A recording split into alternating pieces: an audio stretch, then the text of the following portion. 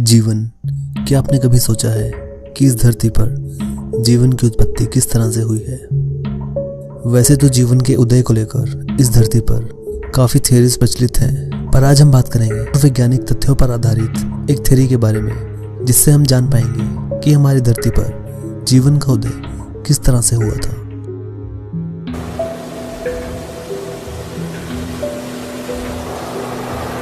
$380 करोड़ साल पहले जीवन की उत्पत्ति इस धरती पर हुई, और जिसके बाद इस धरती पर ढेरों जीवों ने जन्म लेना शुरू किया, और अब धीरे धीरे पूरी धरती पर जीवों की चहलकदमी शुरू होने लगी, चाहे वो ऊंचे ऊंचे पर्वतों पर हो या फिर समुद्र की अनंत गहराइयों में। करोड़ों साल पहले एक महज मौका ऐसा हुआ जहां पर कुछ केमिकल्स ने मिलकर एक ऐसी चीज बनाई जो कि एनर्जी यानी ऊर्जा को सोख कर या कहें इस्तेमाल करके खुद को बढ़ा सकने में सक्षम थी।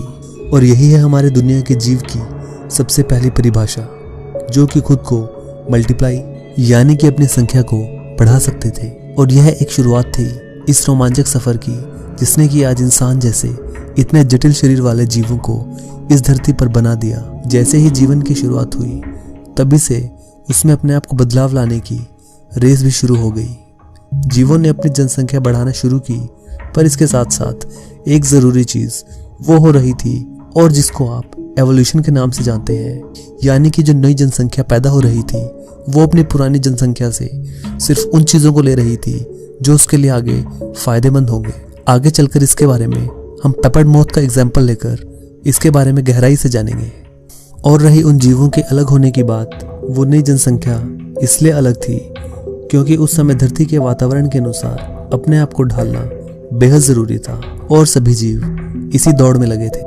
और इसी की वजह से धरती पर नई नई प्रजातियां जन्म ले रही थी। और जैसा कि मैंने बताया, इसी सारी क्रिया को एवोल्यूशन कहा जाता है। और एवोल्यूशन के कारण ही धरती पर इतने सारे लाइफ फॉर्म्स हैं, यानी इतने अलग अलग जीव हैं, जैसे कि हम इंसानों का उदय हुआ। पर शायद आपको जानकर हैरानी हो कि हम सबका जन्म महज एक सेल से हुआ है, जिसे कि आप एक मामूली बैक्टीरियम सेल भी बोल सकते हैं, जो कि 380 करोड़ साल पहले किसी केमिकल के कुछ अनुपात में मिलने के कारण बना होगा। और इसी सेल के जरिए धीरे धीरे जैसे जैसे इस बैक्टीरियम सेल में बदलाव होते गए, वैसे वैसे अलग अलग जीवों की उत्पत्ति होनी शुरू हो गई। पर इसके बीच का समय काफी लंबा था। अगर बात की जाए, जो कि खाली एक सेल के समान था, जिसे हम बैक्टीरियम कहते हैं, उसके लगभग 150 करोड़ के सालों के बाद दूसरे जीवों की उत्पत्ति होनी शुरू हुई थी। उससे पहले कोई भी मल्टीसेल्युलर ऑर्गेनिजम्स नहीं था, ना ही पेड़ पौधे, ना ही इंसान। आप लोगों ने एक बात अक्सर लोगों के मुंह से या मूवीज में या फिर किसी शो में सुनी होगी, जिसे कहा जाता है सर्वाइवल ऑफ द फिटेस्ट।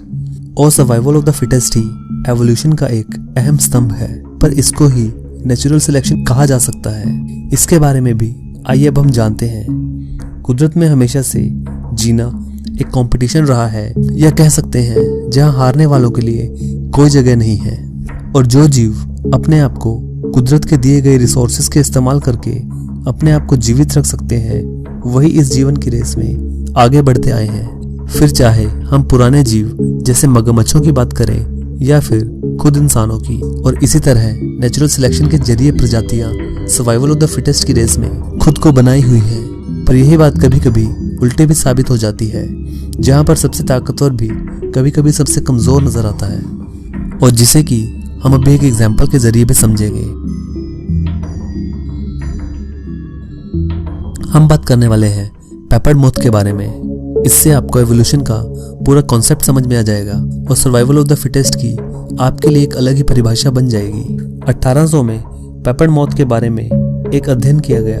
1848 में एक नेचुरलिस्ट एडल्स्टन द्वारा एक काले मौत को देखे जाने के बारे में लिखा गया, और यह दुनिया में सबसे पहली घटना थी जब काले पेपर्ड मॉथ को देखा गया हो, क्योंकि पेपर्ड मॉथ इससे पहले केवल ग्रे रंग में ही पाए जाते थे। और जो 1848 में एक अनोखी चीज लग रही थी, वो 50 साल के बाद एक आम चीज बन गई थी, क्योंकि अब अनेकों काले पेपर्ड मॉथ देखने को मिल रहे थे। पर सवाल था कि आखिर ऐसा क्यों हुआ था। और यही हमारे पास सबसे अच्छा उदाहरण है एवोल्यूशन का, या कहें नेचुरल सिलेक्शन का। 1900 के आते आते पूरे मैनचेस्टर शहर में लगभग 98% अब ग्रे नहीं बल्कि काले पेपर्ड मॉथ दिखाई दे रहे थे। आइए जानते हैं ऐसा क्यों हो रहा था।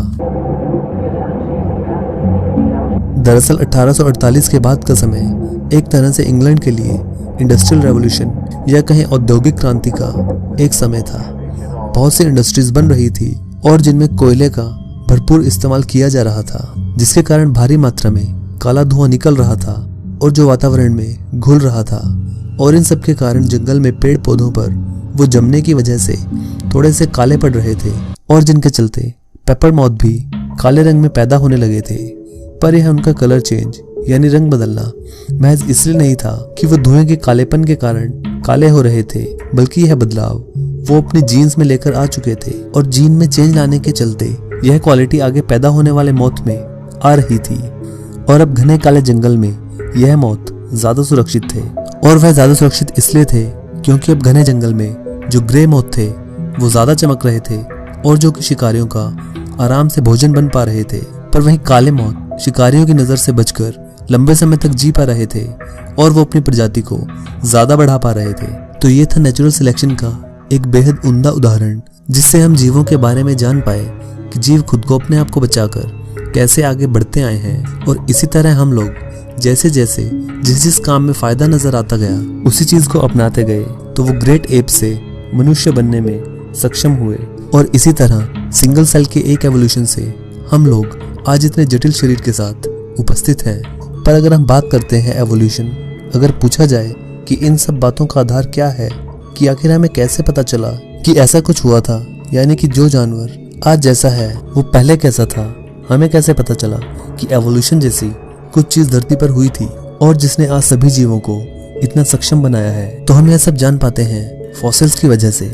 फॉसिल्स क्या होते हैं, आइए जानते हैं। जैसे मान लीजिए आज कोई बहुत बड़ी बिल्डिंग नष्ट हो जाती है और उसमें कुछ लोग भी थे जो उसी में दफन हो जाते हैं।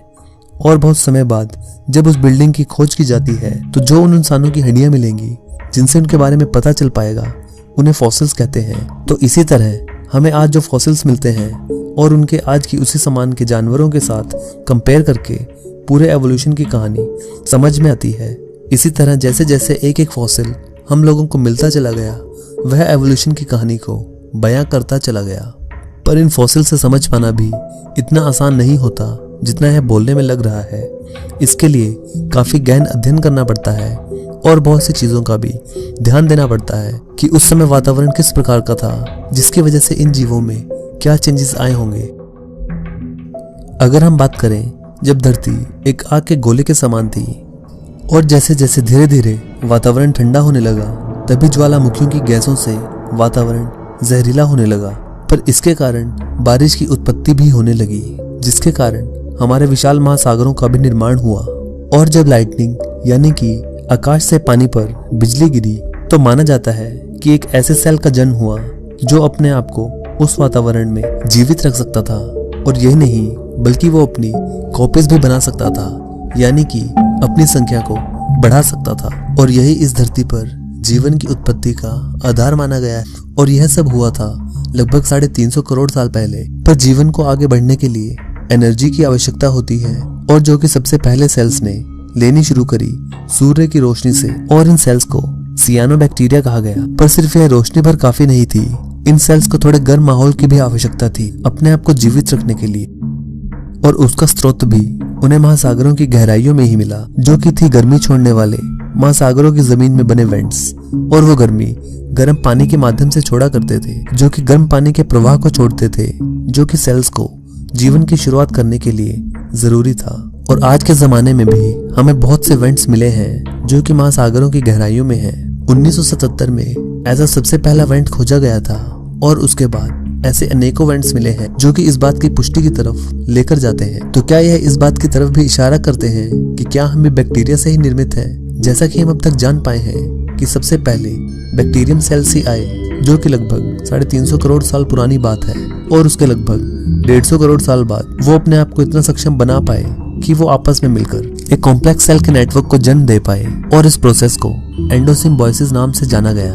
और यहीं से जन्म हुआ मल्टी सेल्यूलर ऑर्गेनिजम्स का, और जिसकी वजह से हम आज सभी इंसान, जानवर और पेड़ पौधे हैं, क्योंकि हम सब मल्टी सेल्यूलर हैं। पर यहाँ तक पहुँचने में एक बहुत लंबा समय लगा है, और वो लगभग 150 करोड़ साल का सफर है, जिसके बाद जाकर अनेकों जानवर आए और फिर ग्रेट एप्स आए, और जो कि हम इंसानों के सबसे करीबी हैं और इन्हीं से हमारा उदय हुआ है।